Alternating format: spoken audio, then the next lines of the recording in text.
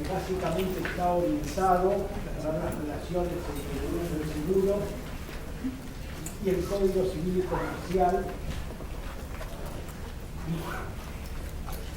Como introducción al tema, lo que podríamos decir es que en nuestro país, desde hace tal vez 2 o 3 décadas, se han instalado dos ordenamientos jurídicos paralelos. Si vamos a la clásica pirámide de Kelsen, tenemos uno que está integrado por la Constitución Nacional y los tratados internacionales, los códigos, específicamente en el tema de seguro, el Código Civil y Comercial, que es el que articula todas las relaciones privadas y ordena, en función de los principios generales que dicta, a las leyes especiales. Las leyes especiales. Y después tenemos los decretos del Poder Ejecutivo y las resoluciones de la Administración. Esa es la pirámide jurídica que habitualmente conocemos. Pero ya les digo, desde hace 20 años a esta parte se ha establecido un segundo ordenamiento jurídico. ¿Sí? También lo vamos a representar así, que está integrado por las pólizas de seguro, el vértice, luego están las resoluciones que dictan las compañías de seguros a través de la Superintendencia de Seguros de la Nación, y en un tercer lugar la ley de seguros. ¿Sí? Ley de seguros. Esto parece, y ustedes lo ven en cualquier sentencia, que parece como un ordenamiento jurídico independiente de nuestro ordenamiento jurídico general. No hay una relación entre la ley de seguros y ni la Constitución ni el Código Civil, no hay ningún tipo de relación. Esto, digamos yo, es una tendencia que surgió hace aproximadamente 2 o 3 décadas y que cada vez se está consolidando más. Yo recuerdo cuando estudiaba Derecho de Seguros en los años 70, 80, que estaba fresco el dictado de las dos grandes leyes de seguros, y los tratadistas elaboraron la ley de seguros y la ley de entidades aseguradoras, hacían permanentes revisiones de la ley de seguros hacia el Código Civil y hacia el Código Comercial. Hoy esas relaciones no se ven en las sentencias ni se ven en la doctrina, salvo aquellos que, como el doctor Sobrino, empezaron a cuestionar este aislamiento del seguro y consideran que el derecho del seguro y su ley de seguro se integra al ordenamiento jurídico general que existe. Van a ver, ustedes lean los doctrinarios de la época del 70, 80 y después los del 90 en adelante, y van a ver que la ley de seguro parecía ser autosuficiente. ¿Sí? Y lógicamente las pólizas tienen una virtualidad de ley pétrea que no se puede modificar. ¿Sí? Y la ley de seguro, ya les digo, no está concebida como parte de un ordenamiento jurídico más general, sino que está concebida como un ordenamiento aparte. Lo que ha hecho Waldo es cuestionar esta visión y empezar a hablar nuevamente de las relaciones entre el ordenamiento jurídico y una parte imprescindible que es una ley, la ley de seguro. Ese es el gran aporte enorme que está haciendo Waldo desde hace varios años y que realmente es muy valioso, porque vamos a poder volver a concebir una institución mercantil tan importante como es el seguro dentro del ordenamiento jurídico que tenemos, y más con un Código Civil y Comercial que brinda una protección al común de la ciudadanía. ¿Sí? Perdón, doctor, ¿podría leer ambas pirámides? No lo pude seguir porque no se ve con rojo. No. El ordenamiento jurídico nuestro, el general, es el clásico, la pirámide keynesiana, artículo 31 de la Constitución. En el vértice está la Constitución y los tratados internacionales, luego vienen el Código y las leyes especiales, los decretos y las resoluciones del Poder Ejecutivo. Pero en materia de seguros, ustedes van a ver, tanto en doctrina como en la jurisprudencia, que la ley de seguros está aislada. de todo el ordenamiento jurídico. Se la concibe como un todo independiente del resto del ordenamiento jurídico. Por eso estoy hablando de un ordenamiento jurídico paralelo, que va por carriles distintos, paralelos, por eso nunca se pueden cruzar. Y el esfuerzo que ha hecho Waldo Sobrino desde hace algunos años de esta parte es tratar de decir que la ley de seguros solamente se puede entender e interpretar a través de su inserción en el ordenamiento jurídico. Bueno, yo, el disertante no precisa presentaciones,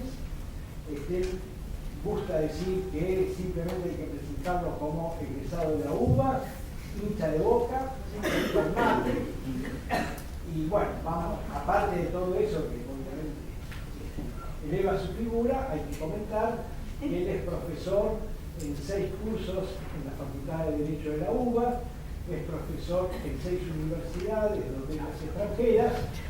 Aburridísimo, ¿no? Lo manda a mi psiquiatra para levantarme la autoestima.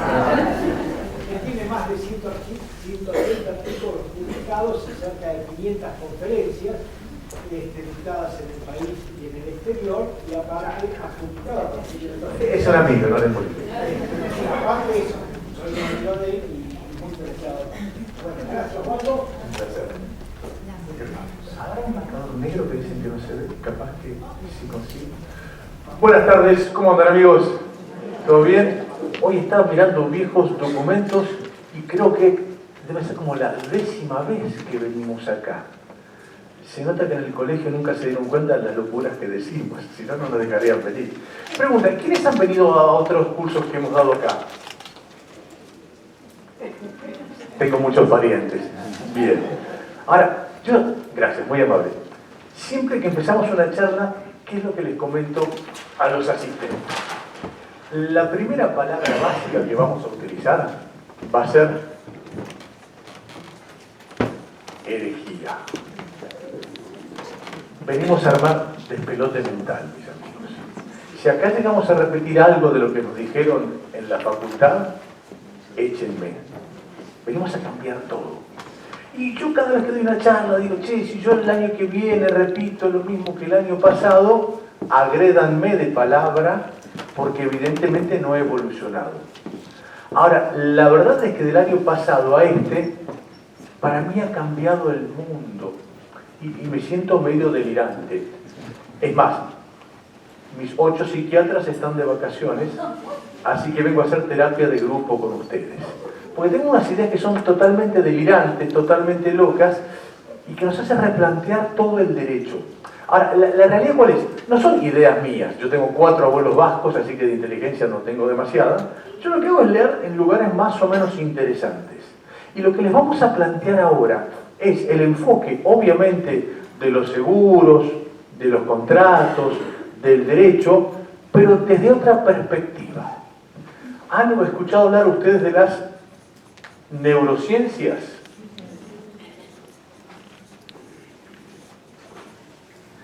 Hemos escuchado algo, y bueno, neurociencias, son esas cosas modernosas que andan por ahí, pero al derecho no se aplican porque nosotros seguimos lo que dijeron los romanos hace 2000 años.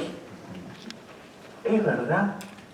Y bueno, yo tengo como pauta seguir lo que enseñaba San Agustín, que decía, nada de lo humano me es ajeno. Todavía con ciertos límites, ¿no? Pero le agarré a la diosa de mi novia y le dije, che, esta neurociencia me parece que es algo interesante. Vamos a hacer un curso al Instituto de Facundo Manes, a ver de qué se trata. Y llegamos ahí y realmente, mis amigos, nos explotó la cabeza. Porque me sentía, ¿vieron el póster del monito que se rasca la cabeza y dice, una vez que me aprendí todas las respuestas, me cambiaron todas las preguntas? Y esto es lo que vamos a empezar a analizar ahora. Vamos a llegar, por supuesto, al contrato de seguros, a todo lo que vamos a hablar de los consumidores. Pero lo que tenemos que analizar es algo previo. Che, ¿no se produjo un Big Bang jurídico? Algo que ha cambiado todo y me parece que no nos dimos cuenta.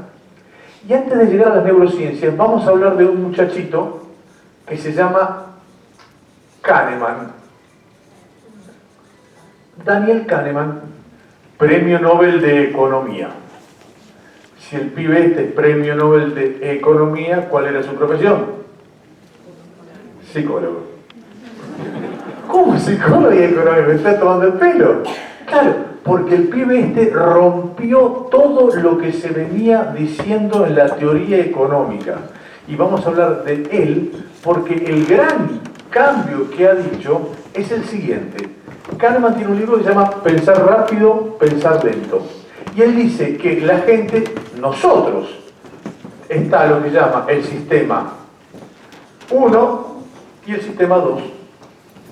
El sistema 1 es el 90% de las decisiones que tomamos. El sistema 2 es el 10%. ¿Y qué es el sistema 1? El sistema 1 es rápido, automático, veloz, emocional, intuitivo.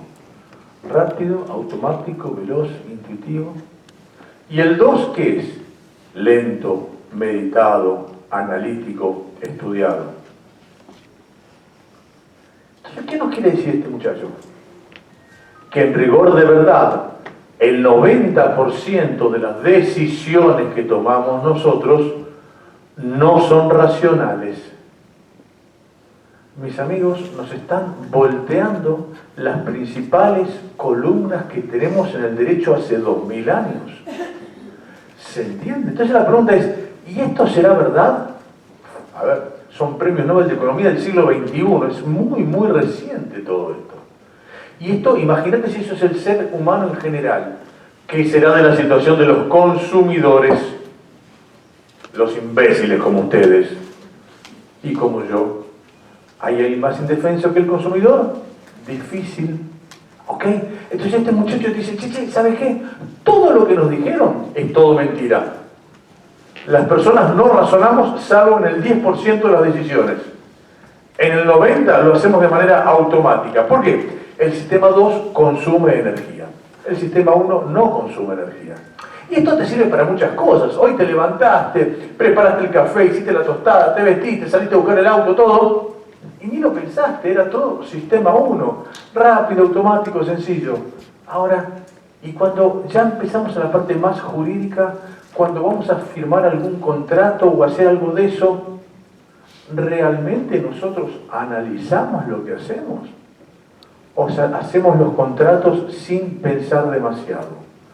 Y este es el gran tema. ¿Por qué? Porque efectivamente lo que vamos a tener que replantearnos es si las bases del derecho están bien pensadas. Después vamos incluso hasta hablar del tema del deber de información. En el deber de información hay ríos de tinta que explican que debe ser clara, precisa, detallada. Tonterías. ¿Quién ha leído, quién ha recibido una información de alguna empresa que realmente le haya servido para algo? Nadie. Pero seguimos hablando con frases hechas, rimbombantes, todo. Y es verdad eso. O sea, lo que vamos a hacer es tratar de ir de base cero, reanalizar todo. Es más, vamos a hablar más adelante de nuevos principios que inventamos.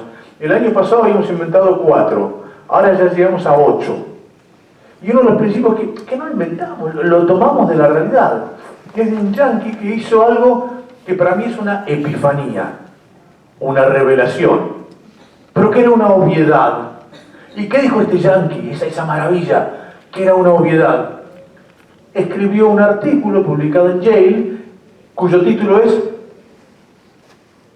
"Los contratos no se leen".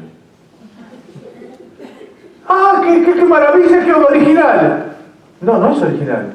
Ahora, ¿de qué parte es nuestro derecho? ¿De qué base parte? Todos los contratos se leen de manera concienzuda, analizada. Sí, mentira. Bueno, pero hagamos de cuenta como sí. Ahí está el error. Y acá está el grave problema que tenemos de la gran asimetría de las grandes empresas frente a los consumidores. Esto ya lo dijo el gran Carlos Bersi, que hace poquito se cumplió un año de su fallecimiento, que explicaba que el siglo XXI es el siglo de las grandes corporaciones frente a los consumidores. Y ahí estamos nosotros. Yo voy a hablar de seguros porque yo hablo mucho de lo poco que sé, pero también tenemos bancos, tenemos internet, tenemos prepaga, tenemos millones de cosas.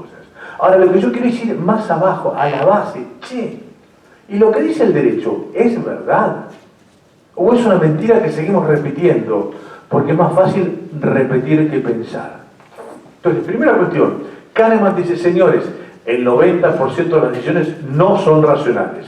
Muy bien. Luego, utiliza un sistema que se llama WYSIATI. W-Y-S-I-A-T-I. What you see, it's all there is. ¿Qué significa esto? Lo que ves es todo lo que hay. Y esto apunta a la información que tenemos nosotros cuando hacemos algún contrato de lo que sea del consumo. ¿Qué conocemos nosotros? La nada misma. Y a partir de esa nada misma empezamos a tomar decisiones como si conociéramos todo. Entonces fíjense la falta de fundamento que tiene nuestra decisión. Aunque querramos pensarlo, no lo hacemos. Es más, después vamos a ver la neurociencia cómo te explica esto. Porque usted me dice, no, Waldo, estás equivocado. Yo las decisiones que tomo las tomo pensadas. ¿Y qué te explica la neurociencia? Ya lo vamos a ver. Que uno toma las decisiones de manera automática y después le busca el fundamento a la decisión que ya tomó. ¿Se entiende? Primero la tomás automáticamente y una vez que la tomaste, ahí buscas el fundamento.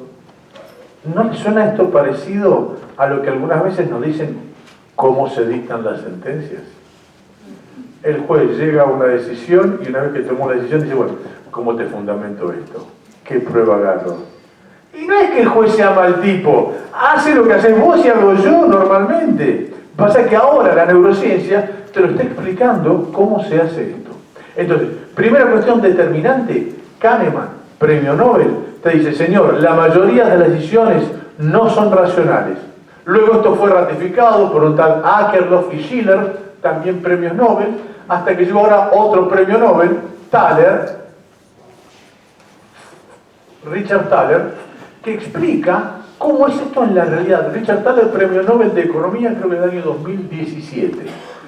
Reciente todo lo que estamos hablando.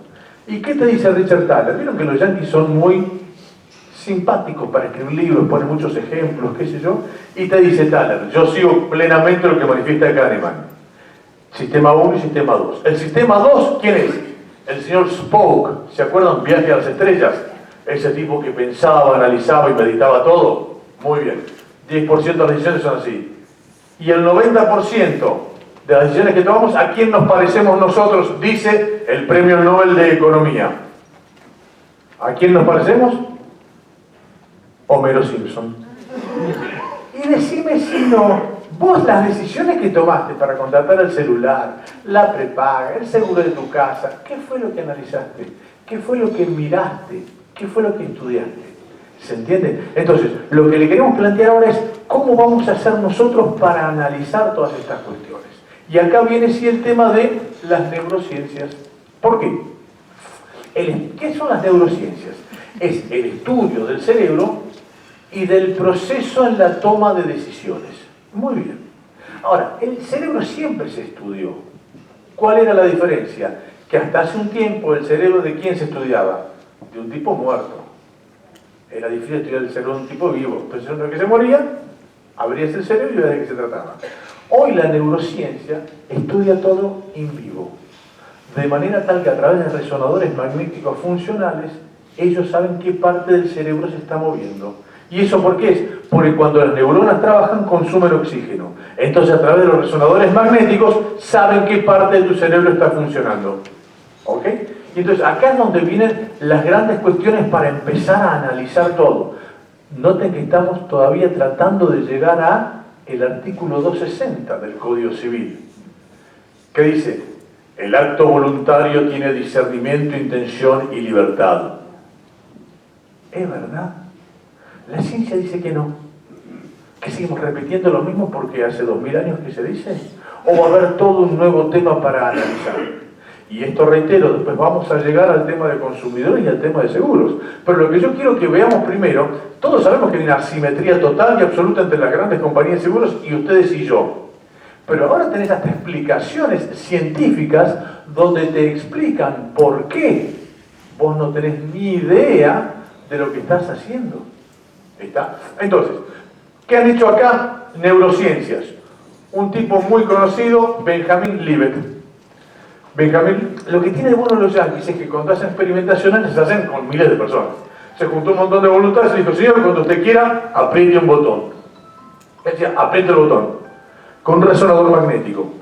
¿Qué acreditaba el resonador magnético? Que cuando el voluntario quería apretar el botón, el cerebro inconscientemente ya había tomado la decisión segundos antes. ¿Qué te dice entonces Benjamin Libet? Las decisiones racionales tienen un fundamento inconsciente. Primera cuestión que nos empieza a cambiar todo el mundo. Y después te explican, una vez que tomaste la decisión, después ahí recién la empezás a fundamentar.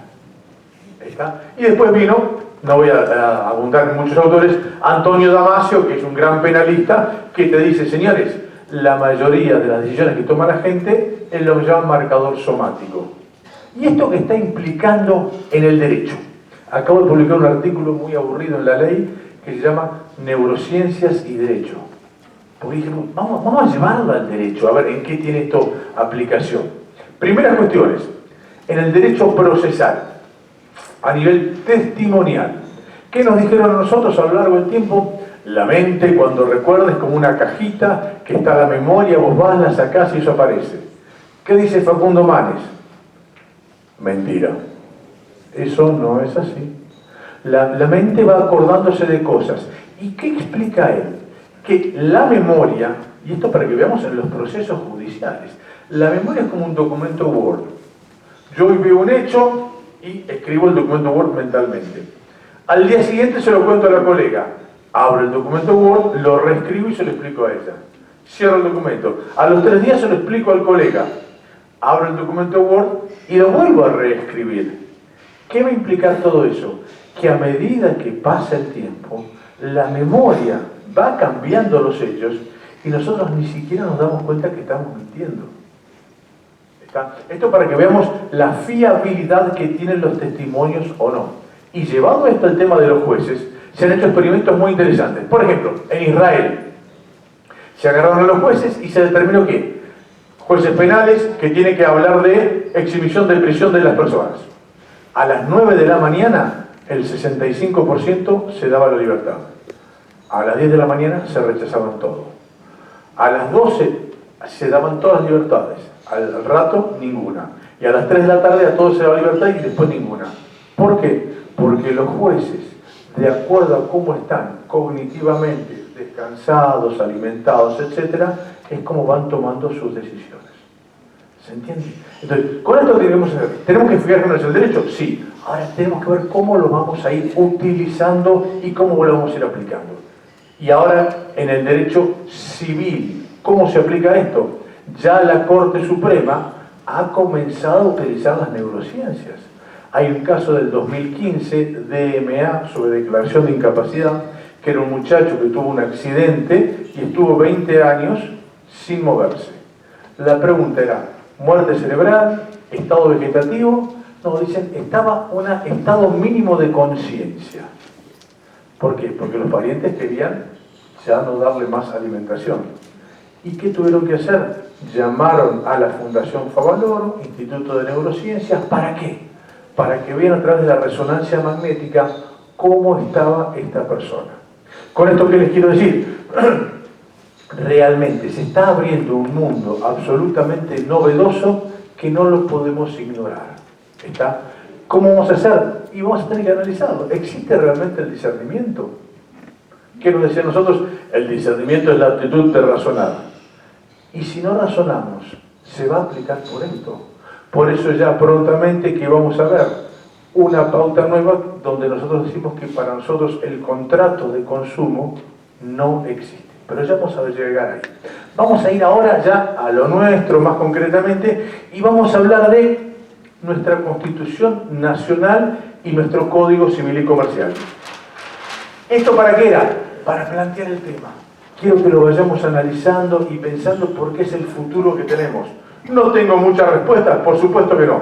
Pero lo que tenemos acá son muchas cuestiones que nos van a decir dónde estamos parados.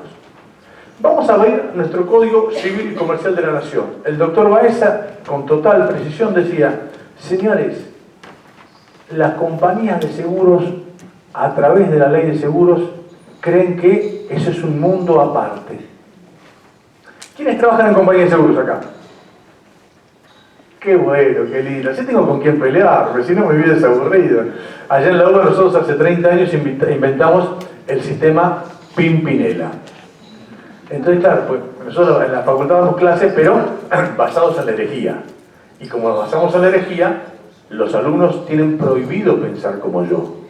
Porque si piensan como yo es pereza mental. Para que no piensen como yo, llevamos abogados de compañías de seguros. Y cuando ellos llegan, lo primero que dicen, señores alumnos, lo que dice Waldo, son todas tonterías. Los pibes miran así. Y eso es interesante. No existe la verdad revelada. Lo que yo les estoy planteando son sugerencias, ideas, que entre todos las tenemos que ir modificando. A veces soy muy efusivo, pero no es que yo tenga la verdad, ni mucho menos. Por eso lo bueno es que en la doctrina, en el derecho, no exista la grieta. ¿Qué es la grieta? Que uno piensa de una manera y otro de otro. Pero como el otro piensa distinto, lo descalificamos porque piensa diferente. Acá todos tenemos que aportar, no tiene que existir la grieta en lo nuestro. ¿Está? Entonces, ¿qué dicen las compañías de seguros? Nosotros con la ley de seguros nos regimos y manejamos absolutamente todo. Es verdad, bien lo decía el doctor Baeza, y el famoso diálogo de fuentes que está tan de moda ahora, ¿cómo se aplica? ¿Cómo es? Primero un poquito de historia. La ley de seguros le hizo uno de los genios más grandes que tuvo Argentina, que fue Isaac Alperín. Muy bien. Como era un genio, al igual que Gersi, era humilde.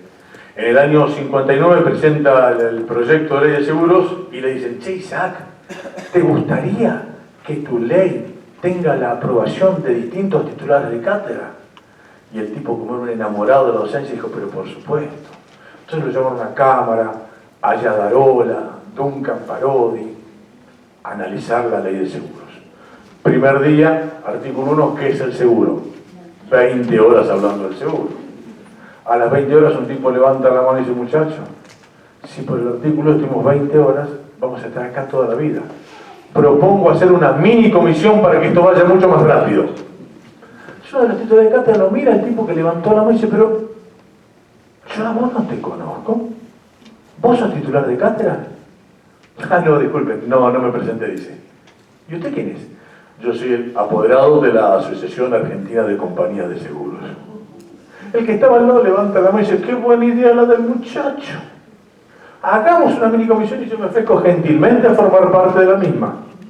Otro titular de cátedra me dice, pero usted no es titular de cátedra, ¿usted quién es?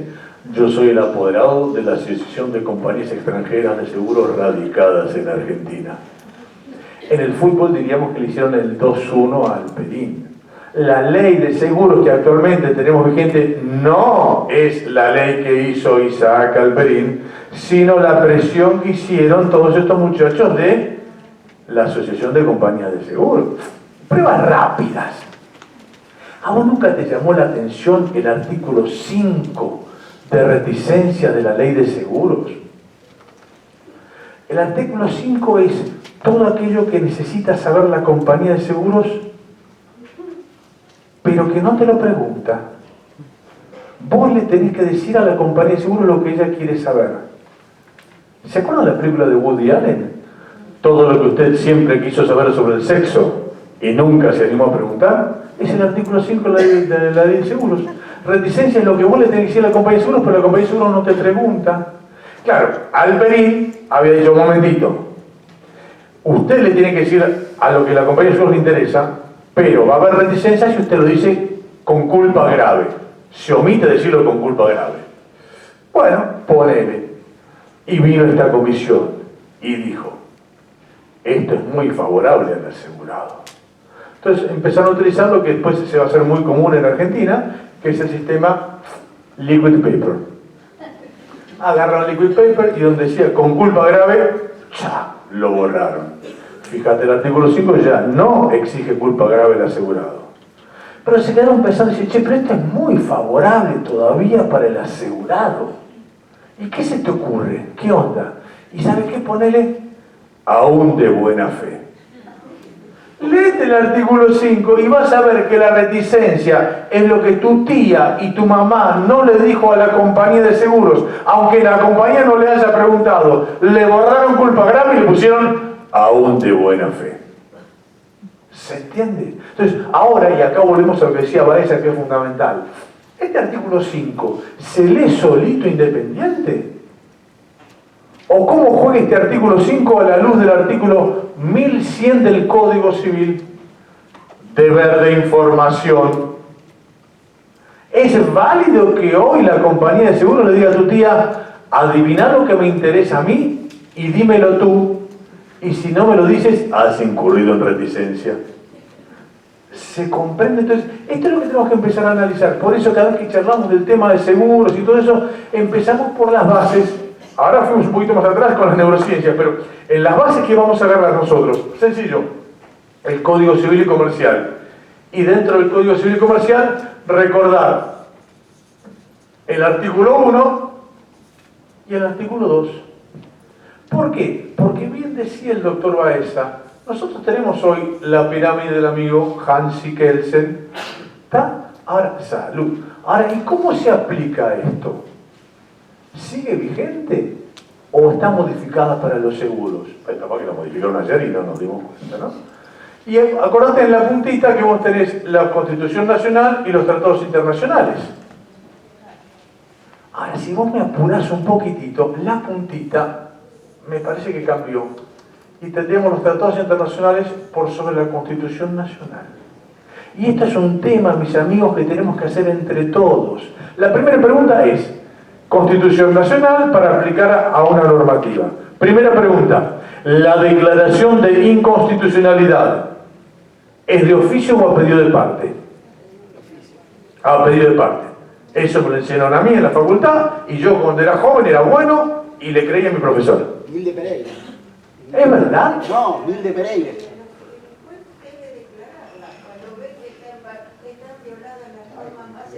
Ahí está, entonces ya no sería pedido de parte.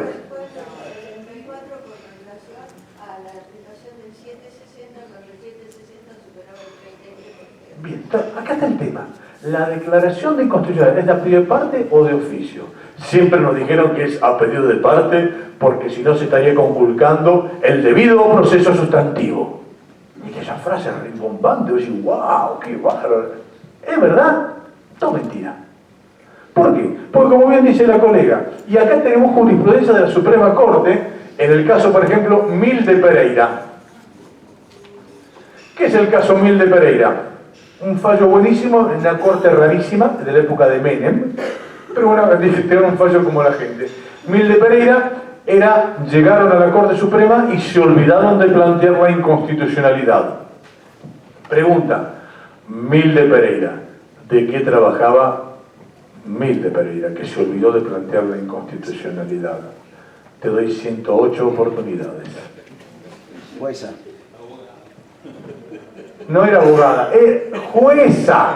Era un caso de un colectivo de jueces de todo Corrientes por un problema de remuneraciones que cuando llegaron a la Corte se olvidaron de plantear la inconstitucionalidad.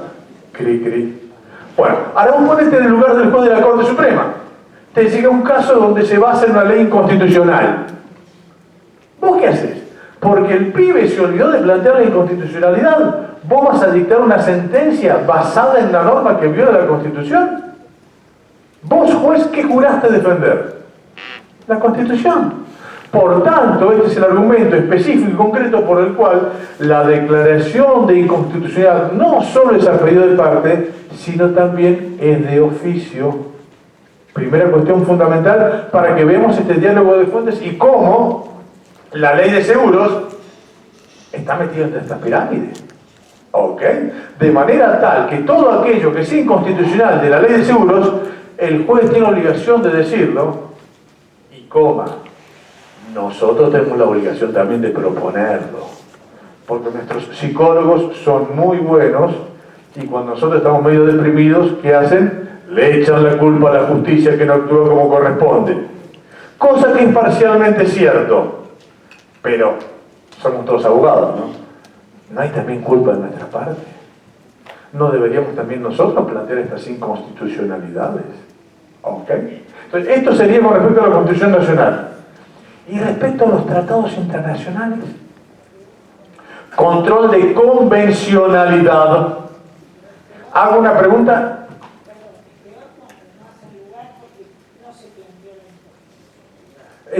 ¿Y la culpa de quién es?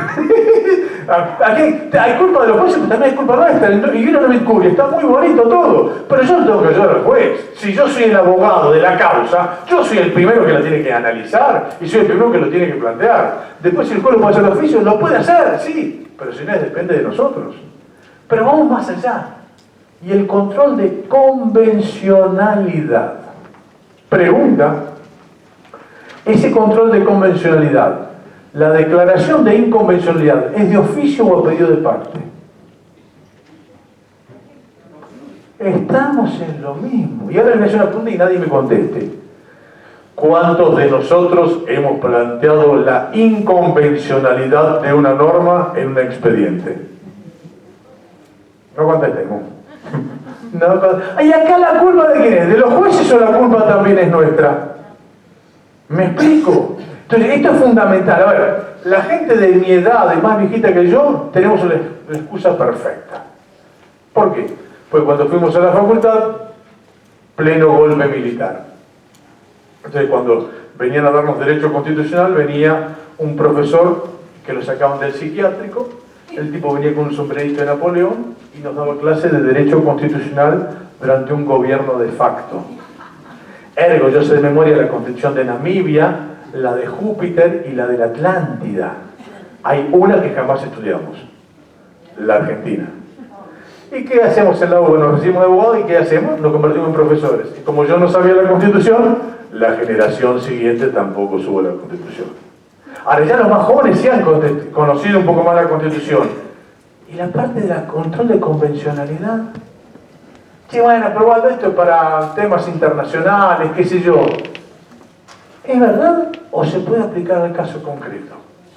Otra de las genialidades de Carlos Gersi fue que en el año 94 fue el primero en Argentina en decir: el derecho del consumidor forma parte de los derechos humanos. ¿Y por qué esto es importante? Porque los tratados internacionales de acá son del 75, inciso 22, que son los derechos humanos. Y al formar parte del derecho de consumo, parte de los derechos humanos, es que todos estos tratados sí se van a aplicar a los consumidores. Y acá viene el tema práctico, mis amigos, porque yo no quiero hablar solamente de teoría. Ustedes mañana tienen que ir a trabajar. La pregunta es, che, de lo que decimos acá, ¿algo te puede servir? Sí y mucho. Ahora, todo muy bonito, bueno, pero ¿y cómo aplico esto al tema de los consumidores y de mi cliente que es un consumidor? Los tratados internacionales determinan ciertos principios que son de aplicación específica y concreta. Primer principio, principio pro homine, determina que absolutamente todas las normas se tienen que aplicar en favor del ser humano de carne y hueso, léase el consumidor. Ahora vamos a profundizar un poquito. Primero les digo los principios que se aplican. Segundo, que las normas son operativas. ¿Recuerdan ustedes cuando íbamos a la facultad que nos decían, bueno, la Constitución tiene derechos y algunos son operativos y otros son programáticos? ¿Qué son los derechos programáticos? Estafas. Son cosas que hemos encontrado nosotros para vaciar de contenido la Constitución. Entonces, cuando las grandes corporaciones algún derecho de la Constitución no les gusta, ¿qué te dicen? Eso solamente es una norma programática. De manera tal que es un programa. Y hasta tanto no haya una ley que lo reglamente, eso no se va a aplicar. ¿Qué te dice la Corte Interamericana de Derechos Humanos? No, pibe. Todos los derechos que están en los tratados internacionales son operativos. Se aplican sí o sí. Punto. Por tanto, no necesitamos ley. Tercer principio. Progresividad. ¿Qué implica esto? Que necesariamente todas las normas que se vayan dictando tienen que ir en progreso y en mejora de los consumidores. En Argentina mucho no hemos leído eso. Cuando miramos el Código Civil nuevo, cuando miramos el proyecto de ley de defensa del consumidor nuevo que está dando vueltas por ahí. ¿Y qué pasó con estos principios? Son de chistecito, parece. ¿No? Y el cuarto principio, que es quizás uno de los más importantes, es el principio de no regresión. Y acá sí, mis amigos, tenemos que parar la pelota y empezar a analizar. ¿Qué es el principio de no regresión? Determina de manera clara y específica que una vez que el consumidor tiene un derecho, ese derecho es de orden público, es un derecho adquirido y nadie te lo puede sacar. ¿Se va entendiendo? Ahora, ¿y esto se aplica en Argentina? Por supuesto que no. Claro, vamos a ver qué es lo que sucede. Ya vamos a tiro tan solo el título y después lo vamos a desarrollar. ¿Qué pasó con nuestro ex amigo los terceros expuestos? ¿Se acuerdan que figuraban en la Ley de Defensa del Consumidor? ¿Y dónde están ahora? Sistema Liquid Paper. Lo borraron. Sí, pero pará, si estaba y ahora lo borraron, ¿eso es válido? Tiro la primera pregunta. Segunda pregunta. Argentina es el único país del mundo y alrededores cuya ley de defensa del consumidor no tiene un plazo de prescripción en favor del consumidor. ¿Cómo? Si el artículo 50... ¿Pero qué pasó con el artículo 50? ¿Se acuerdan? Cuando se dictó el Código Civil, sistema Liquid Paper, se borró que el consumidor tenía un plazo de 3 años para reclamar. ¿Se entiende? Entonces, esto se lo tiro ahora para ir analizándolo cuando lleguemos. ¿Por qué? Porque para mí toda esa normativa no soporta un control de convencionalidad. ¿Esto es de verdad o es chiste? Si es de verdad, hay que aplicarlo. Ahora, vamos a avanzar más todavía con el principio pro homine, que me parece que es importantísimo. El principio pro homine, si lo empezamos a analizar, podemos hablar de lo que se llama la preferencia normativa y la preferencia interpretativa. A ver, todo lo que les estoy diciendo surge de distintos fallos de jurisprudencia que se han dictado al respecto y de la doctrina. ¿Qué es el principio de preferencia normativa? Para hacerlo más fácil, inventé unas palabras para que sean más claritas. Se llama principio de ajerarquía y principio de atemporalidad. ¿Qué significa esto? Que por el principio pro homine, aplicando la preferencia normativa de ajerarquía, ¿qué va a determinar esta cuestión? Que no me importa si un derecho está en la Constitución Nacional o está en el Código Civil y Comercial.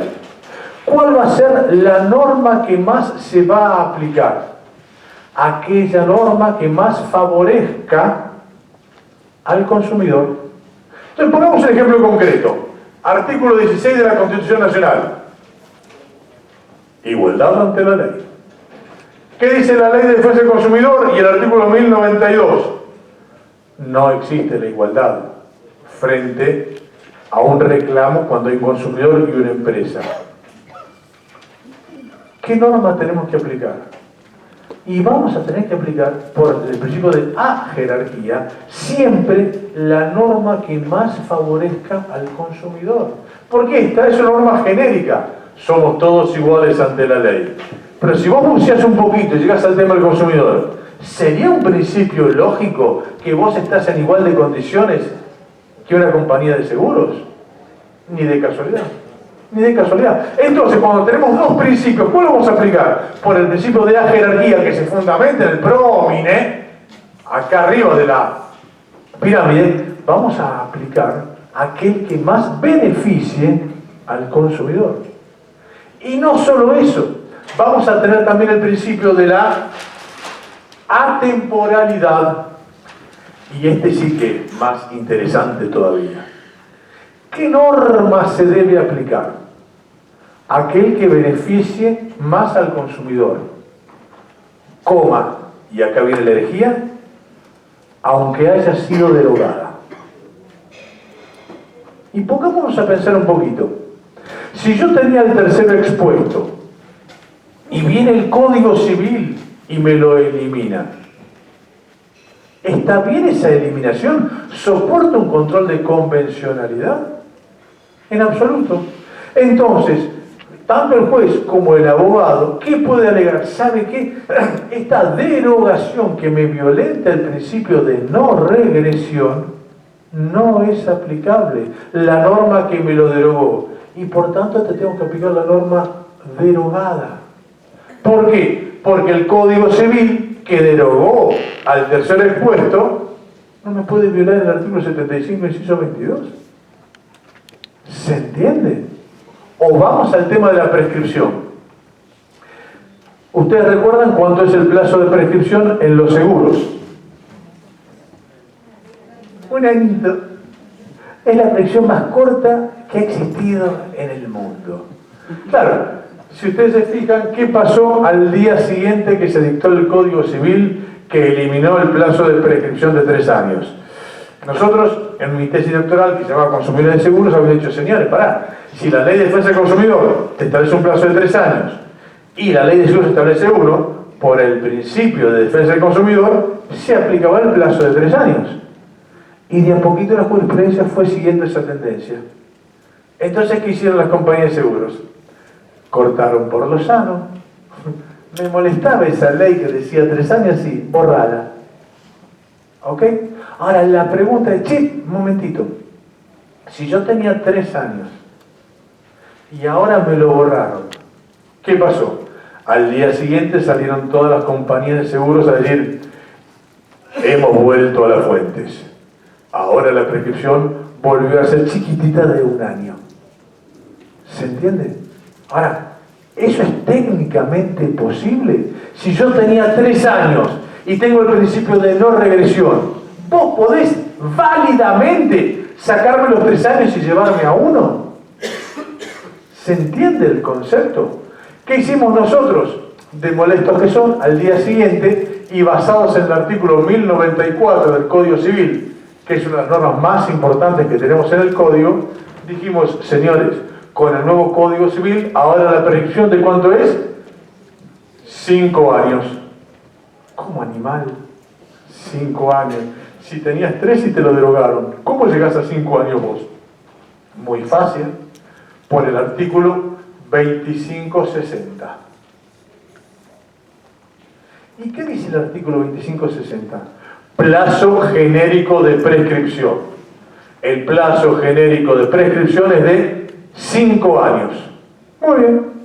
Mi pregunta es, si yo tengo un plazo de 5 años en el código y después tengo un plazo de 1 año en la ley de seguros. Muy bien. Y acá viene la revolución del Código Civil, que en muchas cosas lo vamos a criticar muchísimo, pero en las cosas que están bien hechas vamos a determinar que son muy buenas. Y acá, mis amigos, es fundamental leer los fundamentos del Código Civil. En el tema de contratos, en el tema de consumo y en el tema de responsabilidad civil. Y en el tema de consumo, ¿qué dice el Código Civil? Y esto les pido que lo analicemos en conjunto. En los fundamentos del Código Civil se dice, en el tema de consumidores, el Código Civil es un piso mínimo y un núcleo duro para favorecer al consumidor. Va de vuelta, dice, el Código Civil en la protección del consumidor es un piso mínimo y un núcleo duro para favorecer al consumidor. Y agrega, la ley especial me podrá mejorar este piso mínimo, pero jamás, jamás me lo podrá empeorar. Va de vuelta. El Código Civil en el tema de consumidores es un piso mínimo y núcleo duro para la protección del consumidor, y te dice el Código Civil, la ley especial, léase ley de seguros, me podrá mejorar este piso mínimo, pero jamás me lo podrá empeorar. Y acá viene mi pregunta. ¿Cuál es el plazo genérico que establece el Código Civil ¿Para qué la prescripción? 25-60, 5 años. Muy bien. La ley de seguros establece 1 año. Sistema binario, o uno u otro. ¿Cuál vamos a aplicar? Por eso más adelante vamos a ver que uno de los principios que hemos inventado es la ley general puede modificar a la ley especial. Fíjense la locura. Ahora, ¿es tan locura? Si el Código Civil, ley general, te está diciendo yo soy el piso mínimo y el núcleo duro para la protección del consumidor, y la ley especial me podrá mejorar, pero nunca me podrá empeorar lo que dice el Código Civil, ley general, la pregunta es, señor, cuando hay una contradicción entre la ley especial y la ley general, ¿cuál se va a aplicar? La que beneficie más al consumidor. Y si esa es la respuesta, que lo dice la ley, ¿cuál es la conclusión? A mí me gusta poner etiquetas para que sea más claro. La conclusión es, la ley general te puede modificar a la ley especial. Hay un principio de jerarquía implícito. Obviamente, porque además aquel colega me plantea algo clarísimo. Recordemos que la ley de defensa del consumidor y toda la normativa de consumo está anclada en el artículo 42 de la Constitución Nacional. ¿Ok? Son los derechos civiles constitucionalizados. Entonces, acá de vuelta tomo lo que muy bien dijo el doctor Baeza. Ojo, mis amigos, que las compañías de seguros se creen que están en un coto de casa privado y que la ley de seguros es el Talmud. Y que la póliza de seguros la redactó Jehová. No, mis amigos, todo mentira. Todo mentira. Vamos a ver después que otro principio que vamos a inventar es no existe más la autonomía de la voluntad. Fue reemplazada por el orden público. Y si es verdad. A ver, levante la mano que cuando contrató un seguro le dijo a la compañía de seguros, yo opino. Cállate, estúpido. A ver, alguno uno puede hacer, si ni lo leíste siquiera. ¿Cómo haces para hacer todo? Y ni hablar ahora que vienen los contratos por internet. ¿Qué va a hacer el contrato y te llega al rato? Es más, yo tengo el iPhone 17, no sé si lo han visto. Yo tengo esto.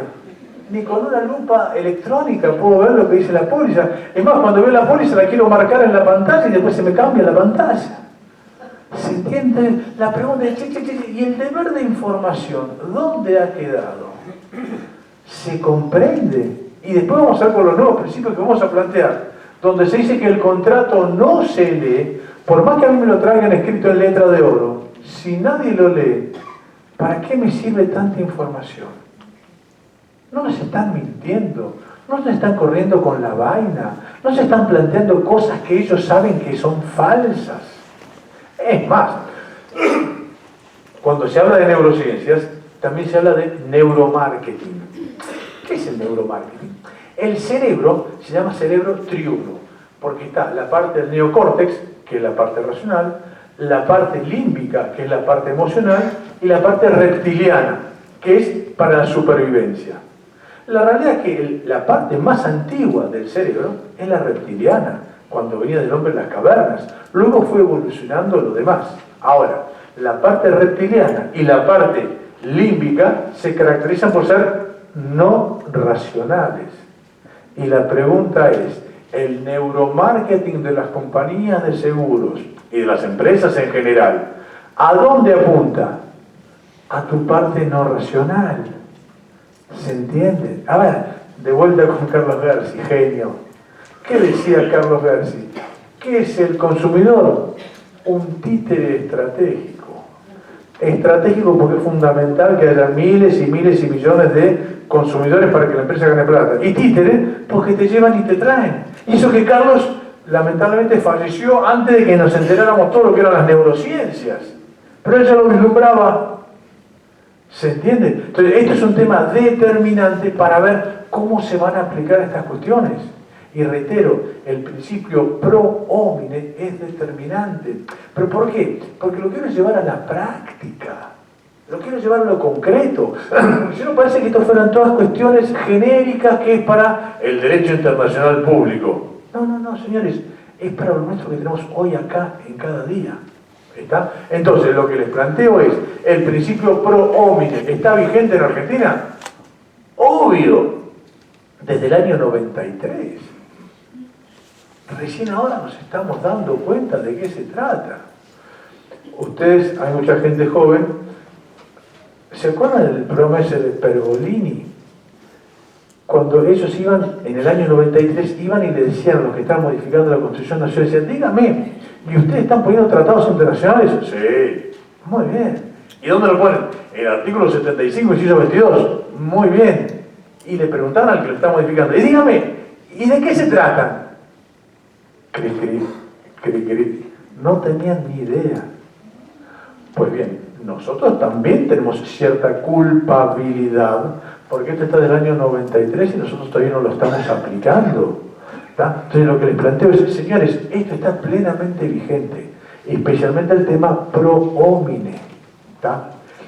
Hablando de pro homine y de Constitución Nacional. Les voy tirando ideas locas que leí de algún lado y que son brillantes, porque no son mías, pero se las transmito.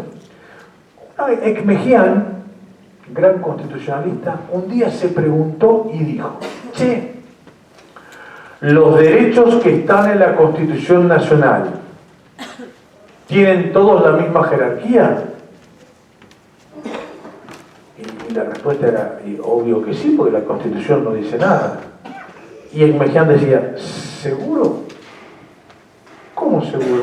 ¿Y qué te dice Ekmejian? Que después encontré que también lo dijo Lorenzetti, cuando era doctrinario, en un artículo publicado en la ley que se llama Casos Difíciles. ¿Qué dice Ekmejian? ¿Saben que para mí no? Para mí hay derechos de la Constitución Nacional que tienen preeminencia sobre los otros. ¡Wow! ¿Y cómo lo determinas eso? Dice, para mí, los derechos extrapatrimoniales, los derechos a la personalidad, tienen preeminencia sobre los derechos económicos. Fíjate qué planteo interesante y de sustrato axiológico. ¿Por qué? Porque en definitiva todo esto apunta a la protección de la persona. ¿Y qué te dice Ekmejian? Mire, la verdad que es dificilísimo determinar cuándo un derecho tiene preeminencia sobre el otro. Pero le voy a dar algunas pautas que se me ocurrieron a mí. Primera pauta, para ver si un derecho tiene preeminencia sobre el otro, principio pro homine. Entonces, suponte que yo tengo una contradicción entre el artículo 42, consumidores, y el artículo 17, derecho a la propiedad. ¿Cuál de los dos estaría más cerca del principio pro homine? Parecería que el 42. ¿Se entiende? ¿Y qué aclara después Ekmejian? Otra pauta para ver cuál tiene preeminencia es la renunciabilidad. ¿Qué es más fácil renunciar? ¿Un derecho patrimonial o un derecho extrapatrimonial? Un derecho patrimonial. Entonces tiene menos importancia. Fíjate qué interesantes las pautas. Y la tercera pauta que tira es la restricción por ley. ¿Qué es más fácil restringir por ley? ¿Un derecho patrimonial o un extrapatrimonial? El patrimonial. Por tanto, tiene menos importancia. Fíjense ustedes cómo vamos sacando conclusiones sumamente importantes de lo que establece la Constitución Nacional y lo que determinan también los tratados internacionales. ¿Está? Entonces, nosotros tenemos ahora el 1094. Está todo en consonancia, porque el 1094, ¿qué te hace? Te avala el artículo 42. ¿Cuál es el título del artículo 1094? Prelación normativa. A ver si nos entendemos. El título es prelación normativa. Entonces mi pregunta es, che, si una norma tiene prelación, ¿qué significa? Que es jerárquicamente superior. Y el artículo 1094 de prelación normativa dice, señores, se va a aplicar la normativa que más beneficia al consumidor.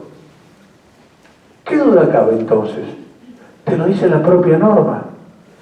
¿Se entiende? Entonces estas son cosas que tenemos que empezar a reanalizar. Y basándome en Ekmejian, se me ocurrió pensar, che, ¿y en el Código Civil todas las normas tienen el mismo valor? Porque si Ekmejian lo planteó para la Constitución Nacional, ¿yo lo puedo plantear para el Código Civil y Comercial? Yo creo que sí. ¿Y en qué casos lo aplicaría yo? Y diría, mira, se aplicaría en aquellos casos donde hay un consumidor y habría dos normas para interpretar la cuestión. Muy bien. Y se me ocurre uno que les puede salir en la práctica. Todavía no tengo ningún fallo de jurisprudencia. Pero, no, hay uno, perdón, tenemos uno. Ahora se los voy a contar. ¿Qué dice con respecto a la mora? ¿Cómo es la mora en el Código Civil? ¿Es automática o no? Sí, la mora es automática. ¿Para todos? Para todos. ¿Incluso el consumidor? Y ahí es donde yo levanto una banderita y digo, ¿sabes qué? Me parece que para el consumidor la mora no es automática. Pero Waldo, la ley expresamente dice que la mora es automática. Sí, pero yo te voy a hacer una interpretación basada en este artículo, creo que es el artículo 873. ¿Y qué dice el artículo 873? Lugar de pago. ¿Cuál es el lugar de pago? El lugar de pago es aquel que hayan pactado las partes en el contrato. Muy bien. Pregunta. En un contrato de adhesión y en un contrato de consumo, ¿vos pactaste algo? Nada. Entonces, ¿qué te dice la ley? Mire, ¿sabe qué? Si vos no pactaste nada, se aplica el artículo 874. ¿Y qué dice el artículo 874? ¿Cuál es el lugar de pago? El del domicilio del deudor, es decir, el consumidor. Va de vuelta. Cuando no se pacta el lugar de pago, el lugar de pago es el domicilio del deudor, le hace consumidor. Y acá es donde empezamos a aplicar teorías interesantes. ¿Recuerdan ustedes, si tuvieran un profesor de obligaciones muy delirante, que le haya explicado las obligaciones querables o de recogida? Esto es buenísimo. Se lo cuento porque yo lo aprendí hace poco. Obligaciones querables. El fallo que empieza con esta es el fallo Berenstein.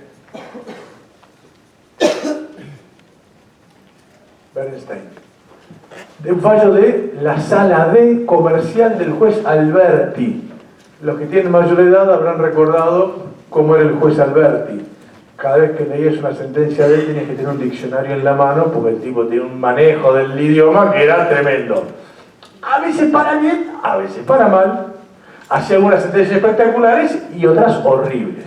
Vamos a ver una buenísima, pero antes les voy a contar una que es horrible. Alberti fue el que dijo la sentencia del caso Befumo. ¿Cuál es el caso Befumo? El Fiat Duna. De la década del 90, un tipo compra un Fiat Duna, la sube a la familia y se va a Mar del Plata. Cuando va por el kilómetro 100, ¡pum!, se le rompió la punta de eje.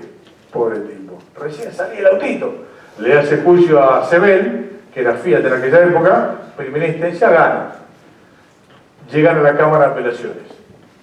¿Qué dice Alberti? Que tenía sentencias buenísimas y otras no tanto.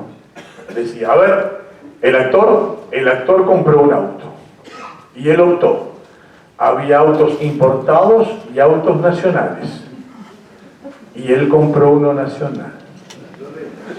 Dentro de los nacionales tenés autos de alta gama y tenés el Fiat Duna. ¿Qué podías esperar? ¡Pum! La rechazó la demanda. Una cosa desastrosa. Bueno, a todos nos puede pasar que nos equivoquemos. Pero después está el fallo Berenstein. Y el fallo Berenstein se aplica justo a la mora y a los seguros. El señor Berenstein era un señor que tiene un productor de seguros y a lo largo del tiempo, del día 1 al 5, el productor de seguros iba a cobrarle a la casa de Berenstein. Y Berenstein, prolijito, tenía la plata en la mano, venía el productor, la retiraba, todo bárbaro, excelente. Hasta que a los 10, 15 años se le aplicó a Berenstein la ley de Murphy. Estaba Berenstein con la plata, el productor no vino el día 1, no vino el día 2, no vino el día 3, el día 4, siniestro. Oh, se le quemó todo a Berenstein. Don Berenstein, tipo de buena fe, a nosotros nos dijeron que el seguro era de buena fe. ¿O no? Tengo mis grandes dudas. Bueno, va a la compañía de seguro y dice, mire, el productor de seguro no vino, acá le traigo la plata y le hago la denuncia del siniestro. ¿Qué le dicen? Berenstein, ¿qué pretende usted de mí? ¿Cómo? ¿Qué pasó? A ver, don Berenstein, hace 15 años que usted vive en la ilegalidad más abyecta, pagándole al productor, y nosotros, que somos muy tolerantes y flexibles, se lo hemos dejado pasar sin hacer ninguna causa penal ni nada. Pero ahora que tiene un siniestro, viene a reclamar que le paguemos, cuando usted siempre vivió en la antijuridicidad más espantosa. Este lo miró y dice, no entendí qué me dijiste después de buen día. ¿Ok? Hace juicio, primera instancia, se rechaza. Llega a la Cámara de Apelaciones, Alberti, primer voto. ¿Y qué dice Alberti? Para analizar este caso, deberemos recurrir a las famosas y muy conocidas obligaciones querables o de recogida, que han sido maravillosamente desarrolladas por Nipperdey, Kipp y Wolf, que no es la delantera de la selección alemana de fútbol, es una tratadita del año 30, y de casualidad yo tenía ese tratado. Y él dice en el tomo 8, página 5, nota 17, ¡ve! Te habla de las obligaciones querables o de recogida. Me fijo, y existía. ¿Y qué son las obligaciones querables o de recogida? Que de alguna manera estaban en el código de Bes y yo digo que están en el código actual. Son aquellas donde la mora del deudor no se fecunda si no hay un acto previo del acreedor en ir a cobrar el dinero. Entonces, si por el 874 el lugar de pago es el domicilio del deudor, es decir, que el acreedor tiene que ir a cobrar. Si el acreedor no va a cobrar, hay una mora accipiens, una mora del acreedor, de manera tal que si el acreedor no va a cobrar, no se fecunda la mora del deudor. ¿Está? Y esto, que es una locura, que escribí en los libros que hicimos, ha sido aceptada por la Cámara de Apelaciones Mar del Plata en el caso Rendo. Y en el caso Rendo han dicho, señores, ¿sabe qué? Esta era una obligación que había que pagar en el domicilio del deudor. No, pero tenía un plazo automático de vencimiento. Sí. Pero si el lugar de pago es el domicilio del deudor, era el acreedor el que tiene que ir a cobrar. No, pero la ley dice, creo que es el artículo 150, que la mora es automática. Sí. Y acá viene el planteo mío. Cuando vos tenés dos normas que rigen un mismo tema, vas a tener que aplicar aquella que más beneficia al consumidor. Y la pregunta va a ser, ¿cuál beneficia más al consumidor? ¿La mora automática o el artículo 874? Sin dudas es este. Y entonces, señores, van a tener que aplicarlo. ¿Se entiende? Las alternativas que tenemos. Ahora, vos fijate lo siguiente. Ya logramos un fallo. Vamos todavía. Me tengo fe. El fallo Rendo de la Cámara de Apelaciones de Mar del Plata. ¿Ok? Entonces, la cuestión es, esto hay que desarrollarlo y plantearlo. A ver, es tan delirante, y es un poco delirante, pero ¿se puede llegar a aplicar? Y yo creo que sí. ¿Por qué no? Porque si no, ¿qué significa el principio pro homine? Algo en latín que suena reconcheto, pero ¿y se aplica? ¿Tiene alguna concreción en la realidad? Entonces, lo que tenemos que hacer somos nosotros, los abogados, de plantearle esto al juez. No podemos pretender que el juez solito diga, no, yo te aplico el artículo 874. Pero somos nosotros que lo tenemos que plantear para hacérselo pensar. Y si lo plantea uno, seguramente lo rechazan. Si lo plantean 5, seguramente lo rechazan. Si lo plantean 30, van a decir, che, hay un nuevo Código Civil, ¿no? Sí. Analicémoslo. ¿Se entiende? Es decir, entre todos tenemos que ir logrando esto. Pero las pautas las tenemos que presentar nosotros. ¿Se entiende? Y los has adherido. Sí, pero una genialidad, viejísimo el fallo este, ¿no? Pero después lo tenés en Rendo que está ahí. Bien, otra cuestión que tenemos, también de delirio, que no es lo que el Código Civil quiso decir, pero a ver, las leyes son como los hijos. Después crecen y tienen su propia vida.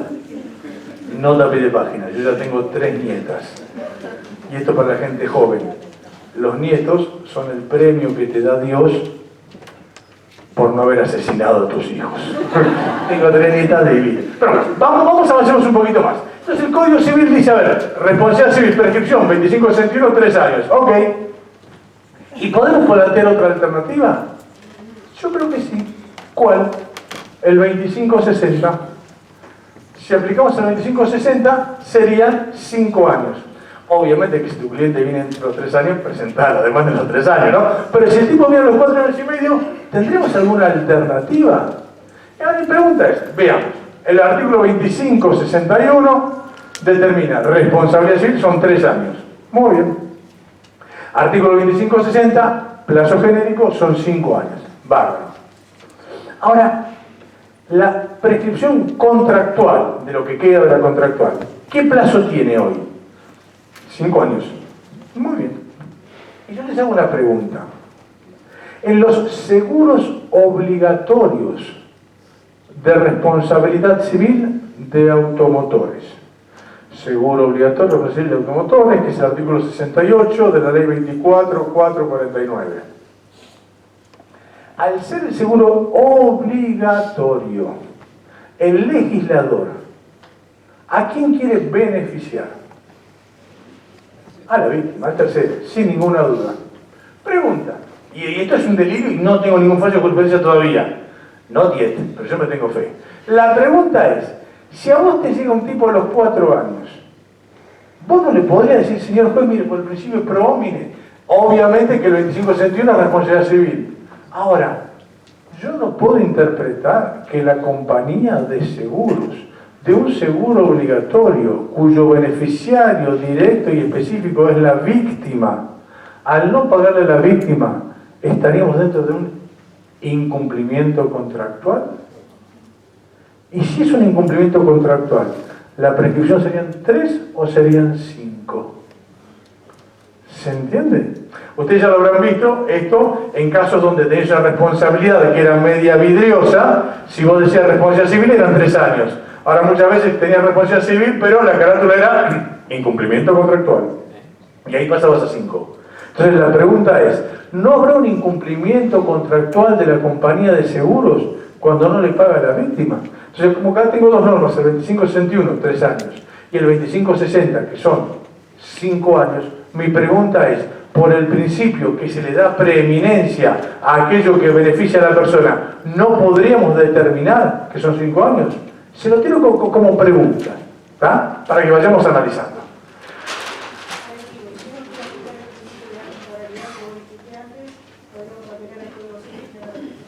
Por ejemplo, ¿y es un delirio? Yo creo que no. Yo creo que no. Porque acá la colega me dice, che, ¿y los 10 años de la prescripción contractual? ¿No me estás sacando y restringiendo? Yo creo que sí. Lo que pasa es que no nos animamos a plantear estas cosas novedosas. ¿Tá? Avancemos un poquito más. Hace un tiempito escribí un artículo que se llama ¿existe el contrato de consumo? Y la respuesta es no. ¿Por qué? A ver, esto se basa en lo que se denomina la ontología del lenguaje. ¿Qué es la ontología del lenguaje? Que las palabras crean realidades.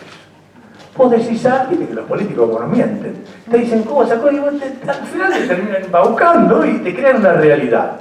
Muy bien. Mi pregunta es la siguiente, y de vuelta vamos a la base de todo.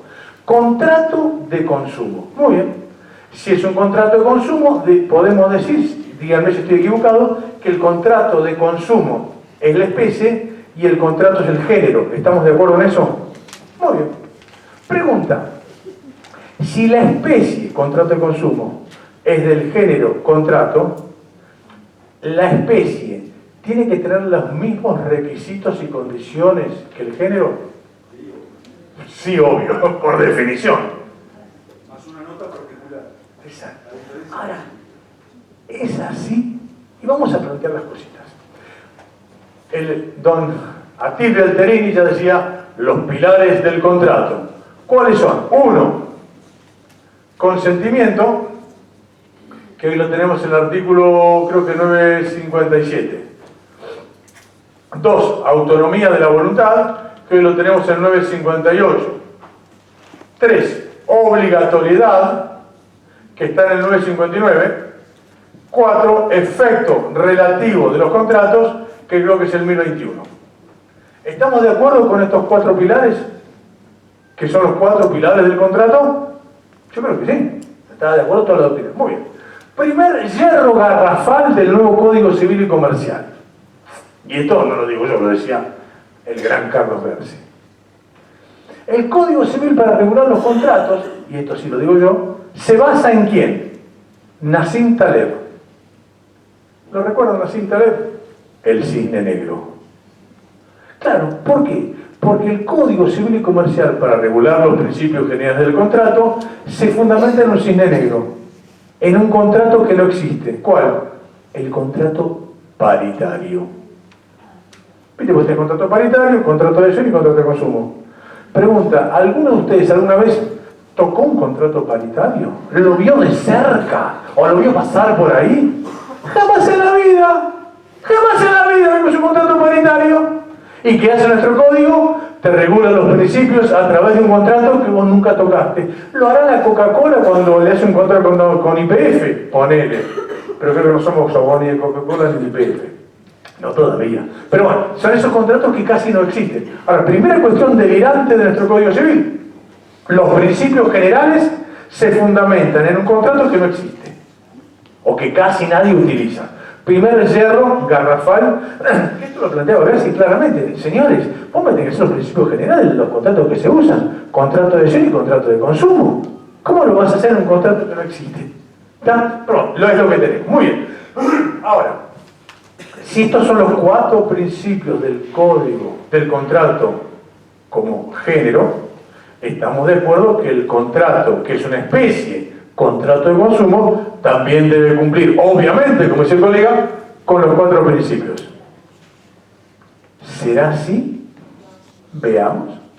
Pregunta, consentimiento.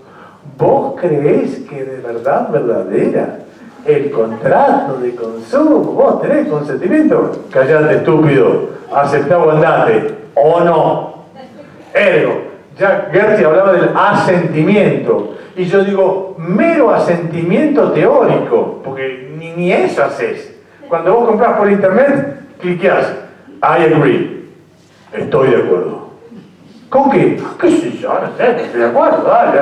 Y vos pactaste algo, no, pues dale. Pero, consentimiento no existe. Autonomía de la voluntad. Ah, sí. Andá a la compañía de seguros y decir, señor de compañía de seguros, yo opino que usted me tiene que cambiar. Cállate, tarado. No tenés la menor facultad para modificar el código, el contrato. No existe la autonomía de la voluntad. La obligatoriedad, para mí la obligatoriedad del contrato de consumo es condicional. ¿Por qué? ¿Qué significa esto? Es lo que yo llamo una especie de soft law, soft contract. ¿Qué es esto? En principio podría llegar a ser obligatorio siempre y cuando no me viole el artículo 1743. Este artículo, que tiene poca prensa, es buenísimo. Te determina que son cláusulas abusivas, son inaplicables las pautas de un contrato cuando violan las normas imperativas, indisponibles, la buena fe, las buenas costumbres o tienen cláusulas abusivas. Va de vuelta. No se aplican las pautas de un contrato cuando violan normas imperativas, indisponibles, buena fe, buenas costumbres o cláusulas abusivas. Más de uno me dice, están hablando del contrato de seguros. Y sí, bastante. Entonces, la obligatoriedad es algo que para mí casi ni se aplica. Y el efecto relativo de los contratos, por definición, y porque lo ordena el artículo 42, ¿recuerdan lo que es el efecto relativo de los contratos? Los de afuera son de palo. Si yo soy A y contrato con B, esta es mi relación contractual. Yo no tengo acción contra C, contra D ni contra nadie. Coma. Salvo los contratos de consumo. ¿Qué dice el artículo 40 de la Ley de Defensa del Consumidor? Que yo puedo llegar a reclamarle a toda la cadena de comercialización. Por tanto, si yo soy la víctima y que le compré a un señor en un kiosquito, esta es mi relación contractual. Pero yo le puedo reclamar al mayorista, al minorista, al distribuidor, al fabricante que le puso la marca y al importador. Contra estos pibes, yo no tengo relación contractual. Pero el artículo 40 de la ley 24.240 me permite reclamarle a cada uno de ellos. ¿Qué significa esto? Y lo dice Lorenzetti. El derecho del consumo destrozó al efecto relativo de los contratos. ¿Ok? Entonces acá viene la pregunta, mis amigos. Contrato de consumo tendría que tener, son especies todas las características del género. No tiene consentimiento, no tiene autonomía de voluntad, casi no tiene obligación y casi no tiene efecto relativo de los contratos. ¿Dónde está el contrato de consumo? ¿Dónde está? Y acá viene el problema, esto no es meramente terminológico, esto sí es la ontología del lenguaje. ¿Por qué? Porque después vas a tener a nuestra Corte Suprema dictando el peor fallo de la historia de la Corte Suprema en el tema seguros. El fallo Flores. No sé si recuerdan, cada vez que vas a una compañía de seguros y entras, el tipo que te atiende tiene una camisita y adentro tiene una remera que dice ¡Viva Flores! Viva Flores es la manera de destrozar a todo el consumidor que se te ocurra que pase por el mundo. Es decir, Flores sigue la saga de Buffoni y de Cuello. Es una tríada desopilante. Es increíble.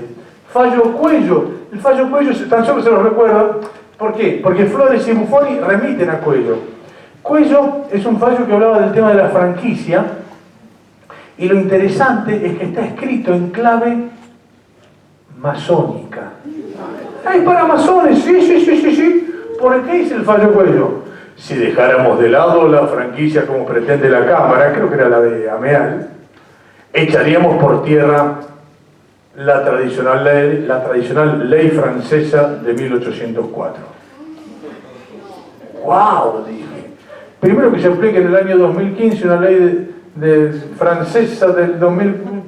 ¿Qué será esto? Y después pensé un poquito y dije, Tronchet, Portelet, Bigot de Promenade y Malofil, que no es la selección francesa de fútbol, sino que son los muchachitos que hicieron el Código Napoleón. ¡Ah, qué onda! Así que en el 2015 aplicamos el Código Napoleón de 1804. Ahí me empecé a enojar. Entonces hice algo que es excitante, que se lo recomiendo. Empecé a leer las fuentes del Código Napoleón. Dumas y Potier. Potier, 1780. Dumas, del orden natural de las leyes, 1694. ¡Qué buena onda! Así que en el 2015 aplicamos normativa y doctrina de 1694, donde el seguro de responsabilidad civil obligatorio estaba prohibido. Oiga, y aplicamos la normativa de algo que estaba prohibido en un seguro obligatorio. ¿Se va entendiendo la onda? ¿Y qué pasó en Flores? Y acá viene el gran tema. Flores no solo es malo el fallo, es malísimo. Porque viene con obiter dictum. Ya que estamos la hagamos y te cuento. ¿Y qué te dicen? Che, el fallo Flores se rige por el artículo 1137 y 1197 del Código de Vélez. Y te aclaran que porque esto se rige por el Código Viejo, pero con el nuevo código, ¿cuál va a ser? El 957 y el 958. Es decir, no, a ver, para un poquito.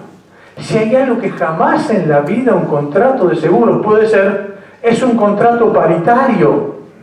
Pues es un contrato de consumo. ¿Qué no es contrato de consumo? Por eso lo llamamos vínculo de consumo. ¿Por qué? Porque si no sucede esto, que decís, bueno, al final del día, si es un contrato de consumo, le aplicamos las pautas del contrato. Y resulta ser que no se aplica ninguna de estas pautas. ¿Se entiende? Entonces, esto de que queremos darle otra nominación no es meramente una cuestión de etiquetas, es para que no lleguemos a esto, porque a usted les habrá pasado cualquier contrato de consumo que cuando el juez dicta sentencia, de alguna manera u otra, por esas casualidades que tiene la vida, te terminan hablando de estos artículos. Cuando vos sabés que eso no se puede aplicar jamás en la vida de los consumidores. ¿Se entiende el hierro estratégico que tiene sistemático el Código Civil de mandarte los principios generales del contrato a través de algo que no existe? Y encima, en el contrato de consumo, por eso lo que nosotros planteamos es que lo tenemos que llamar vínculo de consumo.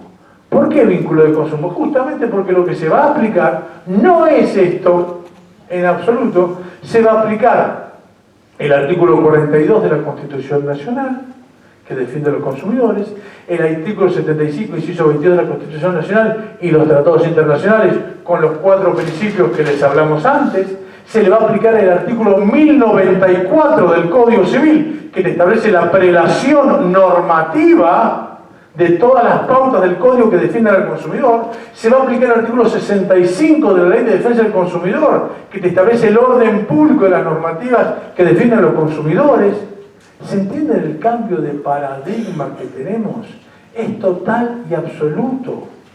Por eso es importante determinar los nombres de las cuestiones, porque uno cuando le pone un nombre, evidentemente está apuntando a su naturaleza jurídica. Y si vos decís contrato de consumo, en definitiva estás hablando de un contrato, con ciertas limitaciones. ¿Cómo con ciertas limitaciones? Si no tiene nada que ver. ¿Se comprende? Entonces, una de las pautas que les queríamos plantear justamente es esto, donde el contrato de consumo para nosotros no existe. Es un vínculo de consumo que se rige por un montón de normativas vigentes y ninguna de estas, bajo ningún punto de vista. Porque si lo miramos por esta perspectiva, vamos a llegar siempre a un camino sin salida. ¿Está? Bien, avancemos un poquito más ahora y vamos a hablar de los nuevos principios legales. Y los nuevos principios legales, creo que acá sí tenemos que hacer una pequeña revolución mental para ver si lo que estamos diciendo es mera cháchara o lo vamos a aplicar a la realidad. Primer principio, básico. Las decisiones que toman las personas, y especialmente los consumidores, no son racionales. Entonces, este primer principio, que es fundamental, no decisión racional, es determinante. Reitero, no lo digo yo, esto lo está diciendo toda la doctrina a nivel internacional. No solo eso, ya ahora se está empezando a plantear si de verdad vos no tenés una actitud racional. Los penalistas, que nos llevan mucho de avanzada, nos dicen, che, ¿y cómo queda la imputabilidad? ¿Hay libre albedrío de la gente o hay un determinismo? Vos fíjate lo que están analizando estos muchachos, si existe o no libre albedrío, ya es una cosa absolutamente básica. ¿Qué va a implicar esto? Que por lo menos en el tema del consumo sabemos nosotros que las actitudes no son racionales. Y esto no es ni bueno ni malo. Esto lo decía el poeta catalán. Nunca es triste la verdad.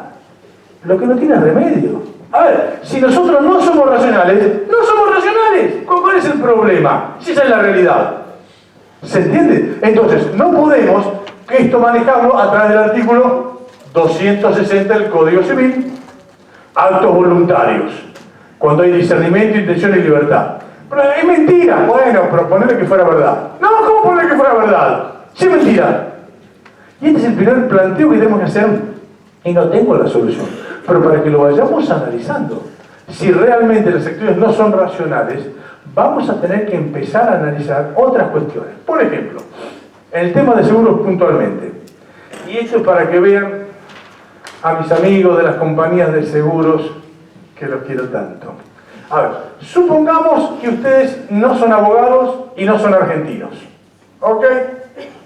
La ley 20091, creo que es el artículo 23 o por ahí, determina: toda póliza de seguro tiene que estar previamente aprobada por la Superintendencia de Seguros de la Nación. Les hago una pregunta, mis amigos. ¿Toda póliza de seguros tiene que estar previamente aprobada por la Superintendencia de Seguros de la Nación? Estamos en Argentina, ¿eh? Antes que me diga, sí, lo dice la ley, estamos en Argentina. Entonces, ¿qué pasó? Como dice Borenstein, tío Alberto, en el año 93 era superintendente de Seguros de la Nación, Alberto Fernández. Y dictó una resolución, que, a ver, aclarémoslo, fue ratificada por De la Rúa, por Kirchner, por Macri, por todos fue ratificada. Esta resolución se llama Grandes Riesgos. ¿Qué dice la resolución de Grandes Riesgos? Reitero, la ley dice toda póliza tiene que estar previamente aprobada por la superintendencia. ¿Qué dice la resolución de Grandes Riesgos? Chistecito. Entonces determina que las pólizas de las empresas que tienen una suma asegurada de más de 60 millones de pesos Usted ha apartado una a una cada una de las cláusulas y condiciones de manera tal que su póliza puede no estar previamente aprobada por la superintendencia. Claro, alguien que viene de Uruguay nos va a decir, a ver, yo no entendí. Allá en Uruguay tenemos la pirámide de Kelsen y acá sí tenemos una ley y acá una resolución administrativa no me modifica la ley. A lo que le diríamos, hay 4 clases de países: desarrollados, subdesarrollados, Japón y Argentina. Y en Argentina lo insólito es normal. Entonces ya el tío Alberto hizo esto y fue ratificado por todos los gobiernos. Pero claro, pide que siempre viene un político y dice, yo tengo que dejar mi impronta. Mira, yo voy a pasar desapercibido por la ley. Y vino nuestro actual superintendente de Seguros de la Nación. Nota a pie de página. ¿Qué empresa tiene el superintendente de Seguros de la Nación? Compañía de seguros. Esa sería una cosa kafkiana realista. No, las damas lo conocen bien. Dueño de Caro Cuore. Hace bombachas y corpiños. Muy bien. Ese es que maneja nuestra superintendencia. Y dijo, yo no voy a hacer menos. Entonces, de la resolución de grandes riesgos, ¿qué hizo ahora? Apuntó a una que yo llamo de pequeños consumidores. ¿Cómo? Dijo, ya que estamos, la hagamos.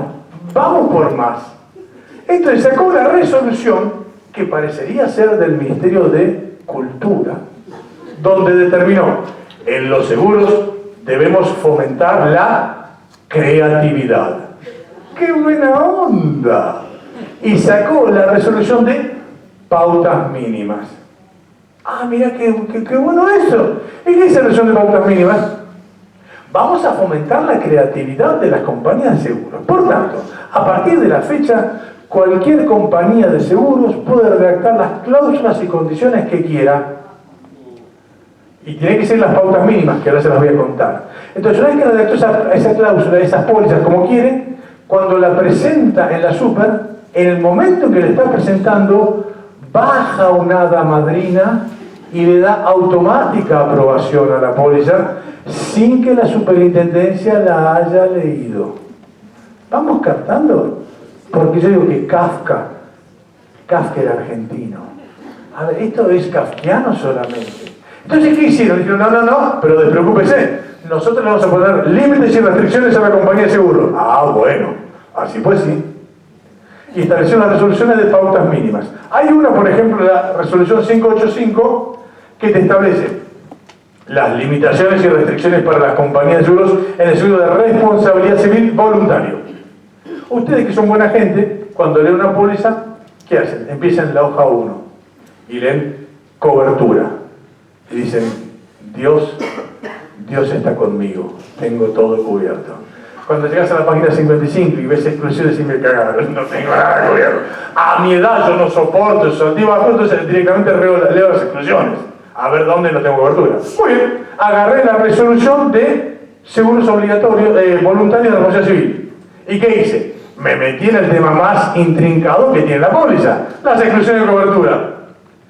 Y ustedes compartirán conmigo que si es automática la aprobación, estas exclusiones, las restricciones deben ser la guía telefónica. No es la guía telefónica. Se la voy a contar para que vean a ver si estamos mal o no. Primera restricción y limitación absoluta para que las compañías de seguros no se abusen de los asegurados. Dice, las exclusiones deberán ser por escrito. Bien ahí, tiene que ser por escrito, no está mal el tema, ¿eh? No me dan de pico, no tiene que ser por escrito. Ah, qué bueno, qué restricción tremenda. Segunda, tienen que estar vinculadas con el riesgo. Ah, qué bueno, si el seguro de hogar no te aplicamos exclusiones satelitales. No. Tercera, no se admite la inversión de la carga de la prueba. Esto está prohibido desde el año 1993 por la Ley de Defensa del Consumidor. Así que tampoco aportas nada. Cuarto. Cri. No hay más. A ver si nos entendemos. Entonces, si yo hago una póliza de seguro, se digo, no voy a cubrir a los que tienen un pañuelo violeta. ¿Estoy violando las pautas mínimas? No. ¿Y a los que tienen pullover rojo? Tampoco. ¿Se entiende a dónde estamos llegando? Es decir, lo absurdo de todo esto es que te viola claramente lo que te dice la ley. ¿Se comprende? Entonces, justamente por eso lo que queremos plantear nosotros, mis amigos, son los nuevos derechos que tenemos. Y esto vinculado, imagínate, yo digo que no somos racionales, por otro lado la ley te dice, che, me tiene que aprobar la póliza, y ahora la superintendencia dice, surprise, la póliza puede estar no aprobada previamente, pero tiene la automática aprobación de la superintendencia. ¿Se entiende lo que estamos hablando? Significa que estamos en el horno. Así de fácil. Porque la compañía va a hacer lo que quiera. A ver, los abogados más inteligentes del mundo y alrededores, ¿quiénes son? Los abogados de compañías de seguros. Son brillantes los pibes. Y yo descubrí el secreto. Viste que vos en tu mesita de luz generalmente tenés la Biblia, el Talmud. Ellos no. Ellos tienen Sun Tzu, el arte de la guerra. Y los pibes son brillantes, los pibes son espectaculares, pero no le podés dejar que ellos tengan la póliza como quieran. Ok. Primera cuestión, que tengamos claro. Primer principio, no somos racionales, pero no lo dice Waldo, lo dice esto los científicos actuales premios Nobel. Segundo, y este es fundamental, ya le dijimos algo, el contrato no se lee. Entonces, a ver, vamos de vuelta. Si el contrato no se lee, significa que el contrato no se lee. ¿Vale de algo que vos me llenes de explicaciones en el contrato cuando todos sabemos que el contrato no se lee? ¿Se entiende? Pero vamos por más todavía. Si el contrato no se lee, y esto lo dijo un pibe de Yale, que también pasa en Europa y pasa en todo el mundo, mi pregunta es, y esto es fundamental, si el contrato no se lee en ningún lugar del mundo, ¿se puede alegar la culpa del consumidor por no leer un contrato que no se lee en ningún lugar del mundo? ¿Se entiende? Recordemos lo que decía Beresanfield de la culpa. Es la actitud que tiene que tener la persona, pero nunca un superhombre. Y si te demuestra la ciencia que en ningún lugar del mundo se leen los contratos, yo puedo alegar que hay culpa del consumidor argentino por no leer un contrato que no se lee en ningún lugar del mundo. ¿Se comprende a dónde apunto? Porque ¿qué te va a decir? No, yo lo puse en el contrato y usted no leyó. Sí, no lo leí. Cambio la pregunta. Apaguemos el video. ¿Quién leyó su póliza de seguro de manera concienzuda? 1. 2. Están aburridos ustedes dos. ¿Se entiende? Ahora, tenemos 2 personas en... ¿Qué somos? 150. Por eso mismo. Ahora, aunque te la mandaran en papel, si nosotros que somos abogados, que vinimos a una charla de seguros y consumidores, y nos interesa el tema, y nosotros mismos no leímos la póliza, ¿qué podemos pretender de nuestros clientes? ¿Qué podemos pretender del consumidor? ¿Se comprende a dónde apunto? Nos seguimos manejando con pautas genéricas importantes que no aplican a la realidad. Sí. La realidad es que ahí lo que tendríamos que preguntarnos es si existe la posibilidad de hacer un cambio, porque si no existe, leerla, como son condiciones y cláusulas de adhesión, la realidad es que claramente no tenemos ni que perder el tiempo ya, porque pero pierde tiempo en eso, para tomar mi domicilio. Acá lo que dice la colega es lo que me aconseja mi psiquiatra. El ignorante es el tipo más feliz. ¿Para qué me voy a calentar en leerla si no la puedo modificar? ¿Cuál es la idea? Hacer un reclamo mucho posterior a esa, porque si no es o contratás o no contratás. Obviamente. Si a mí me dicen, vos tenés la posibilidad de ajustar el contrato a las consideraciones que estime, bueno, es otra cosa. Callate, vos no sos nadie. Sos una consumidora. ¿Qué te quiero opinar? ¿Pero qué estamos haciendo? No. Bajo ningún punto de vista. Es verdad lo que dice ella. La lectura es posterior, pero Obviamente. obligan a que sea posterior. Posterior. Ay, mira qué bueno lo que explica ella. La lectura es posterior. ¿Cuánto tarda en llegarte la póliza? Si te llega. Y cuando te llega, bueno, estás pensando en cualquier otra cosa. Muy bien. Les aclaro, mis amigos, para aquellos que no son especialistas en seguros, que la ley de seguros legaliza la estafa. Este es un tema muy interesante y decime si no, por favor, cuando vayan a casa, lean artículo 12 de la ley de seguros. El artículo 12 de la ley de seguros legaliza la estafa. Y les cuento qué había dicho Alperín y qué dijo la comisión revisora. Alperín dijo, che, mira, hay veces que vos pactás algo con la compañía de seguros, pero luego se cambian las pautas del reaseguro y la compañía de seguros se ve en la obligación de cambiar las cláusulas y condiciones, a pesar de haber pactado algo contigo. Entonces, ¿qué dijo Alperín? Cuando la compañía de seguros se vea excepcionalmente en esa obligación, te puede cambiar lo acordado, te lo pone en la primera hoja, atención, señor asegurado, hemos cambiado esto, esto y esto. Si usted no dice nada en los 30 días, queda aceptado. ¿Ok? Pero vino la comisión revisora y dijo, che, si estos cambios que hacemos nosotros lo ponemos en la primera hoja, ¿qué va a pasar? Lo van a leer. Entonces, ¿qué hicieron? Sistema Liquid Paper, se borró que tiene que estar en la primera hoja. ¿Y qué dice hoy el artículo 12? Si vos querés hacer un seguro y acaba la colega y se va a pelear y habla con el presidente y le dice, quiero esto, esto y esto. Viene el presidente, te da un beso con un abrazo ante 8 escribanos. ¿Vos qué pensás que le van a dar? Eso.